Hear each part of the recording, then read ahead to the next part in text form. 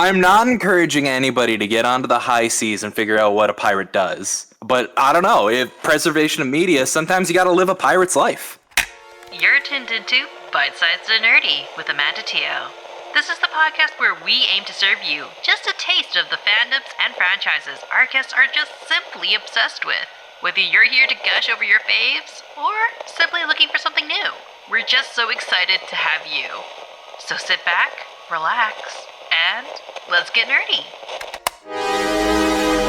What would you do if you suddenly got on a train that doesn't have a destination, but holds so many wondrous worlds, people, and creatures? The catch? Let's just say that getting off is quite the journey. Are you ready to jump in? This episode's guest has got the tickets you need to get on this wild ride. Hi, my name's Gage, and today we're going to be talking about Infinity Train. Infinity Train is a 4-season Cartoon Network, HBO Max original TV show. What the Infinity Train is it's like this extra-dimensional train that when you are going through something that is genuinely troubling you, it summons a portal and you're welcome to go onto the train. And when you get onto the train, these robots and stuff, they give you like a number on your hand. And when that number counts down to 0, the train feels that you have overcome the emotional barriers in your life now and you're fit to go back to your world.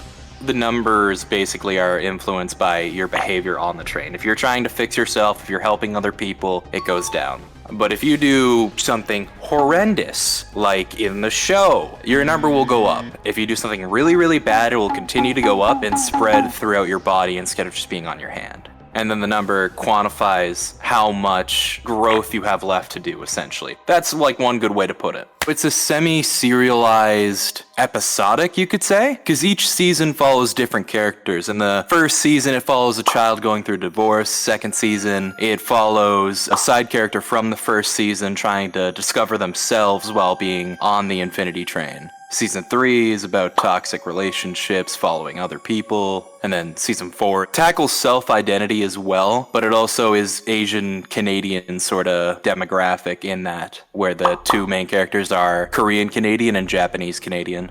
So how did Cartoon Network start producing Infinity Train in the first place?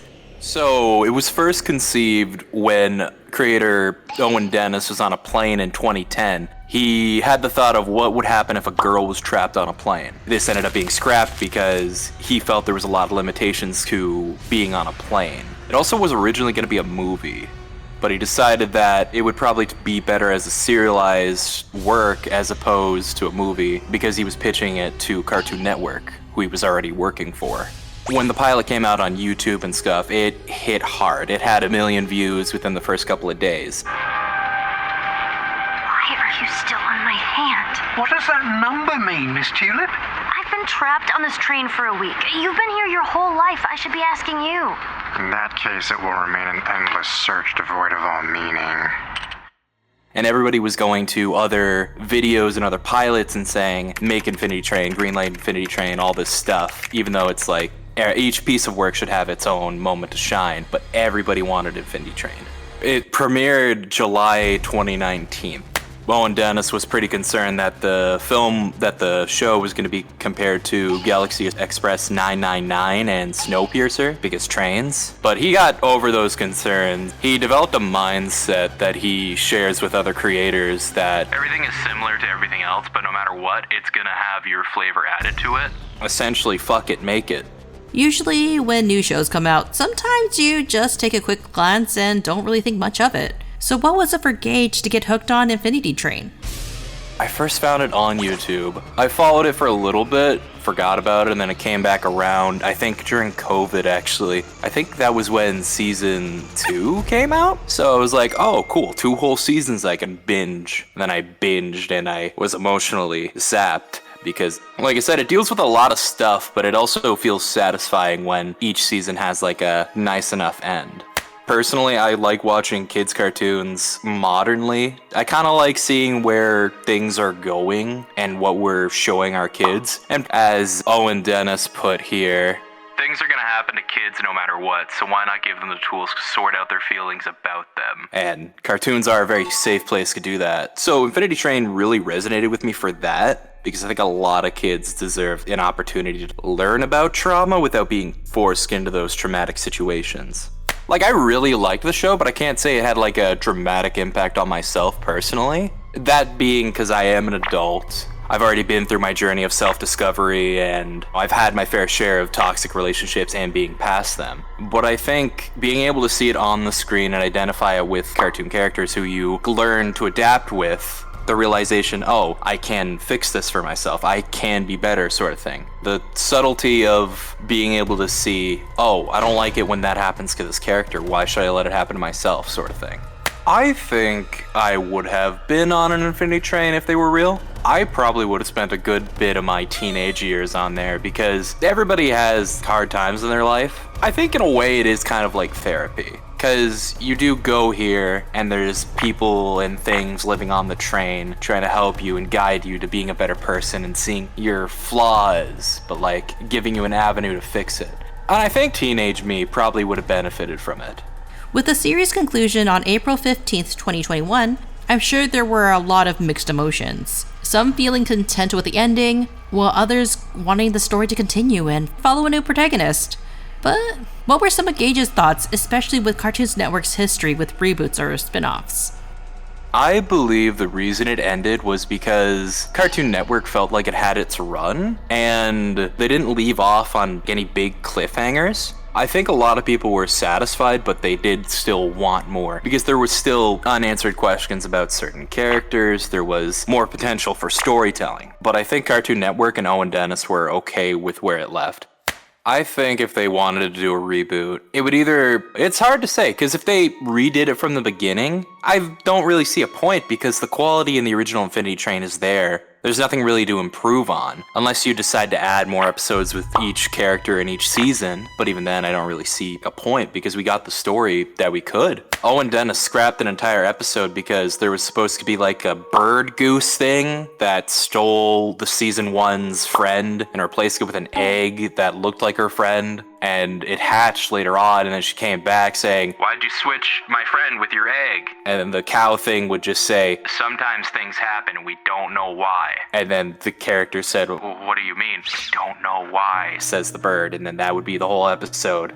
It's like sometimes you don't need to give too much content. You can just let things be where they are. Overall, I'm pretty satisfied with how the show ended. We never get to see the characters after they leave the train, so we just have to assume they're good.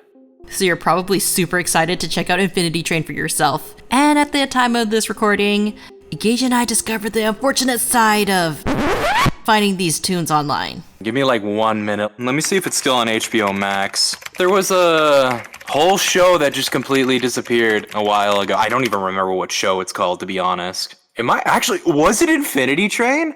Bro, don't tell me it was so. I would be so upset. Apparently their rights are expired on here. Where the hell do you watch this thing? So one for sure is Apple TV.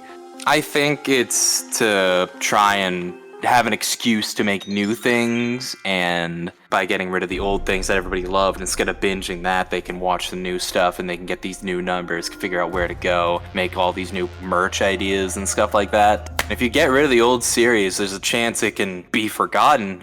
There's also a chance that they're doing it to try and make it again, but trick people into thinking it was never out.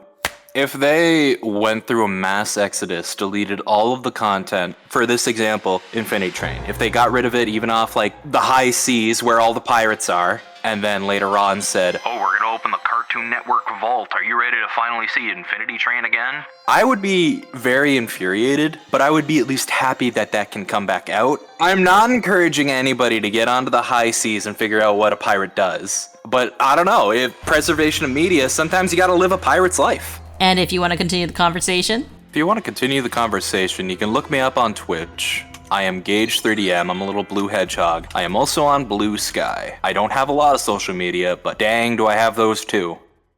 Thanks for joining us on this episode of Bite Sized and Nerdy with Amanda Teo. Did you enjoy your happy helping of fun facts? Or do our guests have info that they need to retract? Make sure to let us know down in the comments.